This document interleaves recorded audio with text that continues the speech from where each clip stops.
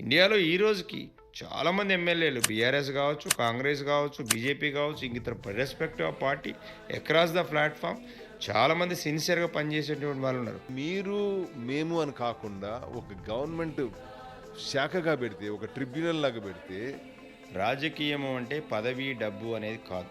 ఆ బంగారు బాతిని ఇంకా పెద్ద చేస్తే దేశానికి బాగుపడుతుంది. వాళ్ళు ఏమనుకుంటారంటే అమెరికా అంతా బాగుంది, ఇండియా అంతా చెత్త, ఇండియాలో అంతా చెత్త, అంతా ట్రాష్ ఉంటుంది, వాళ్ళంతా ఏం లేదు, మొత్తం రాజకీయ నాయకులు అంటే తింటం పని ఏం పని లేదని అంటారు. ఎందుకంటే ఇప్పుడు ఎన్ఆర్ఐ ఫండ్ ఇండియాకి చాలా దట్టంగా వస్తుందండి. ఆల్మోస్ట్ $140 బిలియన్ వస్తుంది. ఇండియాలో కూడా ఈ రోజుకి చాలా మంది politicians they are sacrificing their lives. అందరూ అనుకుంటారు అబ్బా వాడు పొలిటీషియన్ అంటే ఎమ్మెల్సీ మింటింగ్ ద మనీ రా అంటారు. ప్రజల యొక్క ఇష్యూస్ని తీసుకొని ఆ ఇష్యూస్ని లోతుగా అధ్యయనం చేసి వాటి మీద ఒక అవగాహనకు వచ్చి వాటికి సొల్యూషన్స్ని ఇవ్వగలిగేటువంటి స్థాయికి నువ్వు ఎదగాలి ఒక రాజకీయ.